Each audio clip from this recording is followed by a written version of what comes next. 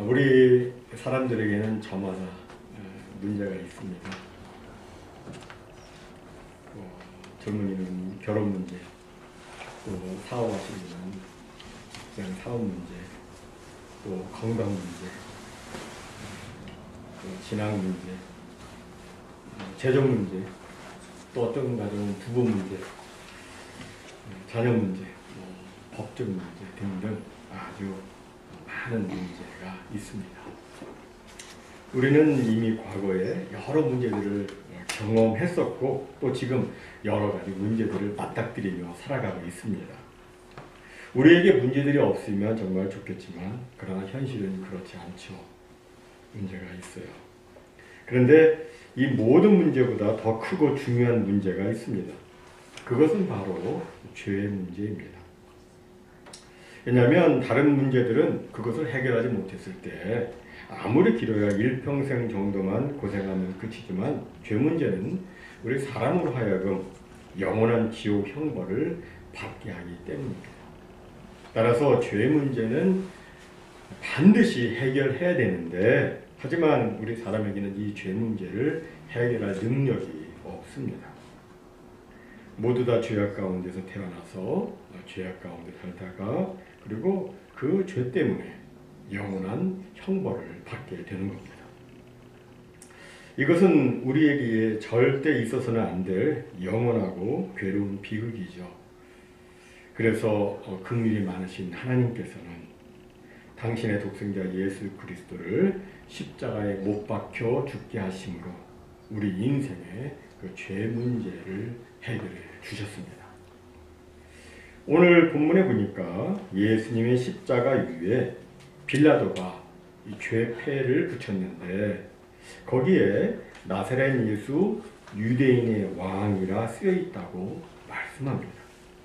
그리고 빌라도는 그 패를 히브리어, 로마어 그리고 헬라어로 기록을 해 놓았다고 말씀을 합니다. 여기 PPT 화면에 보면 위에 보면 맨 위에가 여기 맨 위에는 히브리어고 중간은 헬라어고 맨 마지막은 로마어, 라틴어입니다. 아마도 빌라도는 당시 유대인들의 고소한 고발 내용대로 적는다고 적었겠지만 이게 무슨 뜻이냐면 예수와 하 나제레 와 멜렉 하 예호딤 이렇게 되어 있네요. 히브리어로 그렇게 됐어요. 헬라어로 예수스 호 나조라이오스 호 바실레이오스 톤 이우다이온 이렇게 되어 있고 라틴어는 여러분들이 아시는 거 저기 있죠. 아시겠죠? 이렇게 나사렛 예수 유대인의 왕 이렇게 되어 있습니다.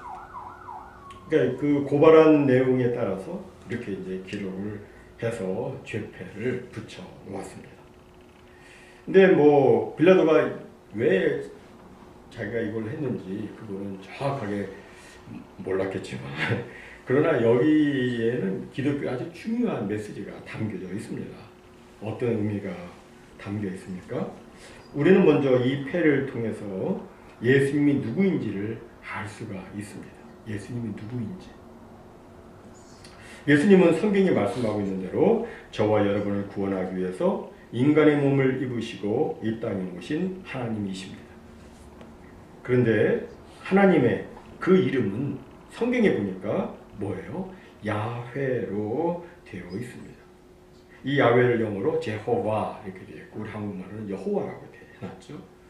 이 야훼란 말은 여러분 아시는 것처럼 스스로 있는 자다, 자존자다 그런 의미를 가지고 있습니다. 그런데 이 야훼란 이름은 이 화면에 파란 글씨대로 히브리 자음 4개로 구성되어 있습니다. 이게 파란 글씨가 야훼예요. 요드, 해, 와우, 그리고 다시 해 이렇게 4글자로 되어 있습니다. 그런데 신기하게도 빌라도가 써서 붙인 죄패의 내용 나사렛 예수 유대인의 왕 이것을 히브리어 보면 제가 동그라미를 빨간 걸로 동그라미를 쳐놨는데 그게 그 앞글자를 모으면 야훼가 되어요.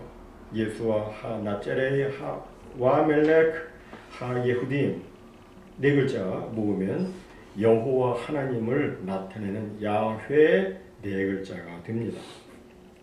즉 그가 이것을 알고 그렇게 하지는 않았겠죠.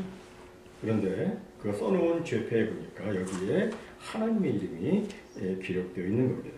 물론 단어의 첫 글자 아크로님만 가지고 어떤 의미를 말한다는 것을 좀 의도적으로 보일 수는 있어요. 그러나 이것을 단순한 우연으로 보기에는 좀 특별한 면이 있습니다. 왜냐하면 대제사장들이 빌라도한테 가서 그래요. 이거 보고서는 그렇게 쓰지 말고 자칭 유대인의 왕이라 이렇게 쓰라고 했어요. 근데 자칭 유대인의 왕이라고 만약에 하면은 그 앞글자를 하면은 뭐가 되냐면은 하녀, 식모, 여종 그런 뜻이 돼요. 근데 이렇게 막 요청을 했을 때 빌라도는 그래요. 그 요청을 거부를 하고 나는 내가 쓸 거 썼다. 이렇게 끝까지 고집을 피운 것을 보면 이것을 좀 단순한 우연으로 보기에는 너무나 절묘합니다. 더욱이 히브리어로 나사렛 예수 유대인의 왕 이 단어 순서가 바뀌면 야훼라는 말이 만들어지질 않아요. 그리고 조금 전에 야훼라는 그 하나님의 이름이 자음 네 글자 요드, 해, 와우, 해 이렇게 네 글자로 됐다고 말씀드렸는데 또 거기에 담긴 뜻을 보면 또 한 가지 놀라운 사실을 발견하게 됩니다. 여기 보시면 히브리어 글자들이 쫙 있습니다. 근데 이 글자에는 전부 다 각각의 의미가 있어요. 담겨 있습니다. 글자에는.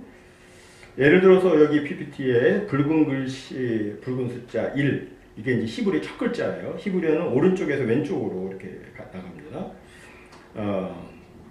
첫 글자 이게 알렙이라고 하는 글자인데 이거는 이제 황소라는 의미를 가지고 있어요. 그리고 심 그런 의미로 사용됩니다. 두 번째는 베트라는 글자인데 이것은 집이라는 의미를 가지고 있고 또 가족이라는 의미를 가지고 있습니다. 세 번째 글자는 김멜인데 이것은 낙타의 의미를 가지고 있어요. 이런 식으로 쭉 보면 야훼의 네 글자 중 첫 번째 요드는 손이라는 글자를 가지고 있어요.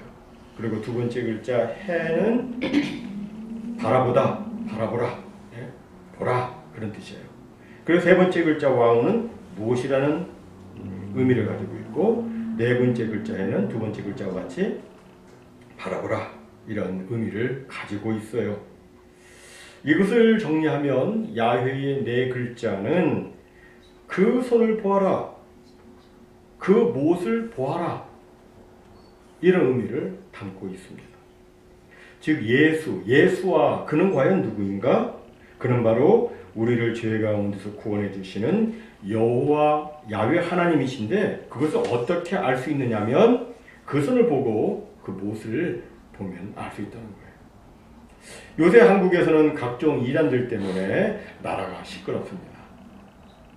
나는 신이다라고 하는 넷플릭스에 보면 JMS 이상한 이단이 있지 않습니까? 적지 않은 그 한국의 그 이단 괴수들이 손발에 못자국도 없으면서 말이죠. 자기를 그리스도라고 말해요. 내가 메시아다라고 말해요. 그런데 사람들이 이 악한 영의 시험을 받아가지고 미혹됩니다. 그걸 또 믿어요. 그러나 여러분 예수님은 분명히 십자가에 못 박혀 돌아가셨습니다. 그리고 부활하셨어요. 부활하신 예수님의 손과 발에는 못자국이 있고 그 옆구리에는 창자국이 있습니다. 손발에 못자국, 옆구리에 창자국 이것이 없으면 다 가짜입니다. 예수님은 제자 도마에게 이렇게 말씀하셨어요. 네 손가락을 이리 내밀어 내 손을 만져보고 네 손을 내밀어 내 옆구리에 넣어보라. 그리하여 믿음 없는 자가 되지 말고 믿는 자가 되라. 사랑하는 성도 여러분, 예수님은 우리 죄를 위해서 십자가에 못 박혀 돌아가셨습니다. 이것을 믿는 자는 누구나 죄사함을 받고 영생을 얻습니다. 그러나 예수님을 믿지 않으면 그 죄가 그대로 있기 때문에 그는 심판을 받게 되는 겁니다. 종종 어떤 사람들은 어떤 종교를 믿든지 그 종교를 통해서 구원을 받을 수 있다고 말합니다. 산꼭대기에 올라가는 게 길이 한 길밖에 없습니까? 여러 길로 갈 수 있는 것처럼 천국에도 그렇게 갈 수 있는 거 아닙니까? 말하면서 왜 그런데 기독교는 말이지 편협하게 예수에게만 구원이 있다고 하느냐 이렇게 하면서 따지려고 합니다. 그러나 여러분, 성경은 오직 예수 그리스도만 구원과 영생의 길이라고 말씀합니다. 사도행전 4장 12절에 보면 다른 이로서는 구원을 얻을 수 없나니 천하 인간의 구원을 얻을 만한 다른 이름을 우리에게 주신 일이 없다고 말씀해요. 오직 예수의 이름만이 구원입니다. 오직 예수의 이름으로 천국에 가는 겁니다. 오직 예수의 이름, 그 이름만 꼭 필요합니다. 예수님의 이름만 유효합니다. 그 외에 다른 이름은 아무 효력이 없습니다.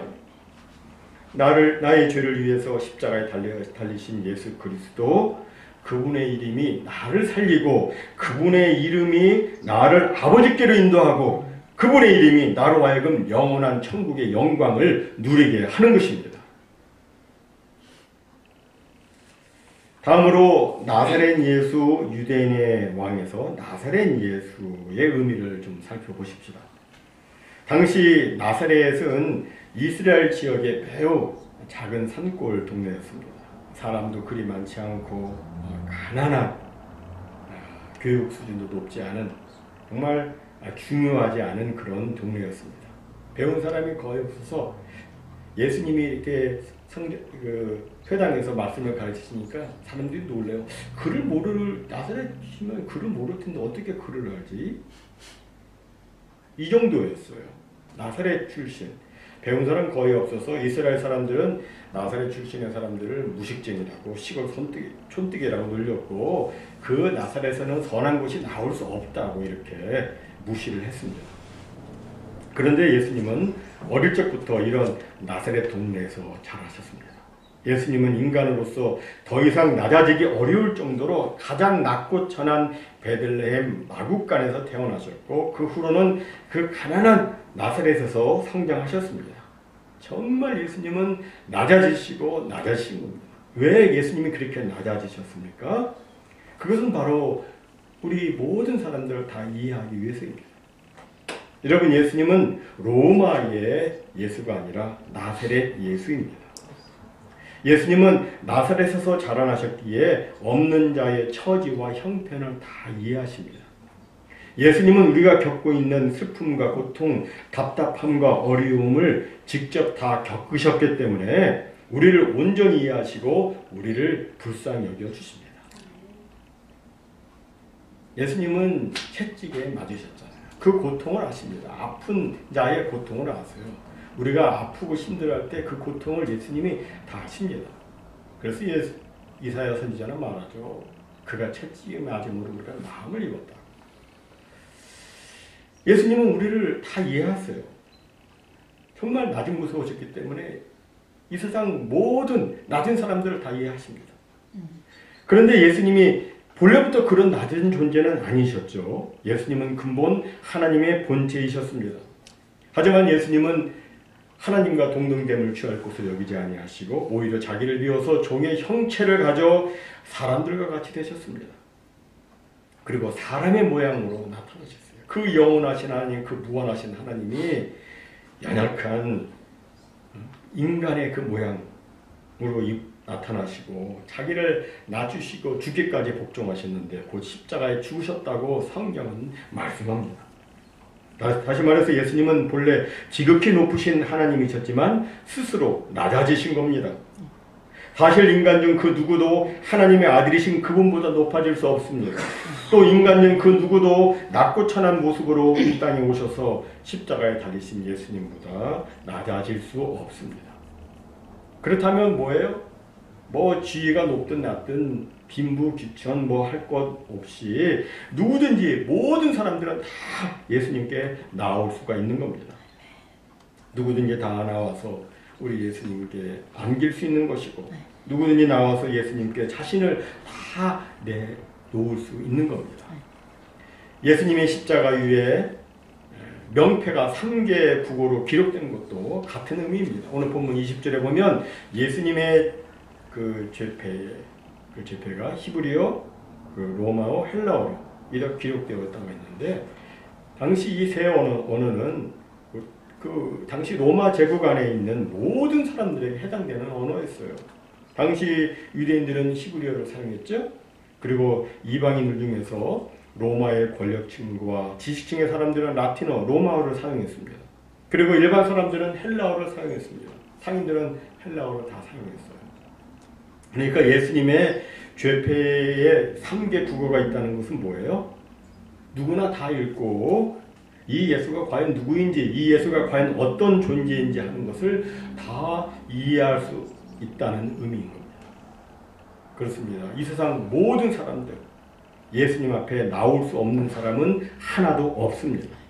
간혹 어떤 사람은 자기 스스로 수준이 높다고 생각해서 예수님 앞에 나오지 않고 어떤 사람은 자기 스스로 수준이 낮다고 생각해서 예수 앞에 나오지 않는데 이건 모두 다 잘못이죠. 예수님은 모든 사람을 위해서 오셨습니다. 예수님은 내가 어떤 위치, 어떤 처지에 있든지 나를 다 이해해 주시고 나를 또 그대로 받아주시는 하나님의 아들 나사렛 예수이십니다. 또 나사렛 예수라는 말에는 예수님은 가공의 인물이나 가상의 인물이 아니라는 의미도 있습니다. 예수님 당시 히브리 사람들에게는 라스네임, 성이 없었습니다.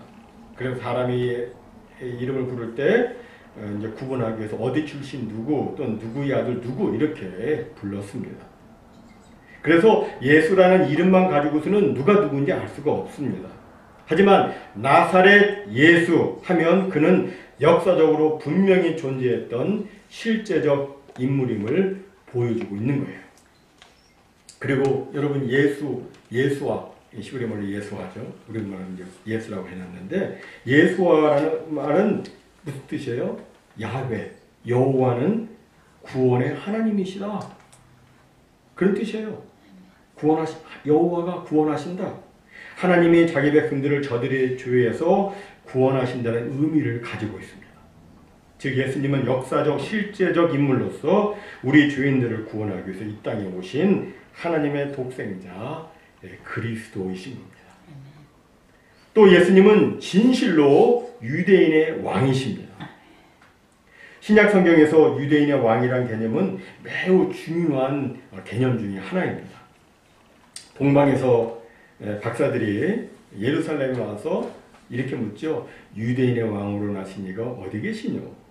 이 질문으로부터 시작해서 오늘 본문의 나사렛 예수 유대인의 왕이란 주제까지 유대인의 왕이란 주제는 매우 중요합니다. 역사적으로 유대인들은 자기들의 왕, 곧 메시아를 기다렸습니다. 유대인의 왕을 기다린 것이죠. 메시아를 기다렸어요. 그런데 그들이 기다렸던 그 왕은 정치적인 메시아였습니다. 정치적인 유대인의 왕. 다윗과 같은 그 왕이 나타나가지고 당시 이스라엘을 점령하고 있던 그 로마를 무찌르고 다시금 이스라엘을 회복시켜 줄 수 있는 그런 왕을 기대를 했습니다. 그러나 예수님은 그런 정치적 의미에서 자신을 유대인의 왕으로 소개하지 않으셨습니다. 요한복음 18장에 보면 빌라도가 예수님을 신문하면서 이렇게 질문을 합니다. 네가 유대인의 왕이냐? 예수님께서 이렇게 말씀합니다. 내 나라는 이 세상에 속한 것이 아니니라. 만일 내 나라가 이 세상에 속한 것이었더라면 내 종들이 싸워 나로 유대인들에게 넘겨지지 않게 하였으리라. 이제 내 나라는 여기에 속한 것이 아니니라.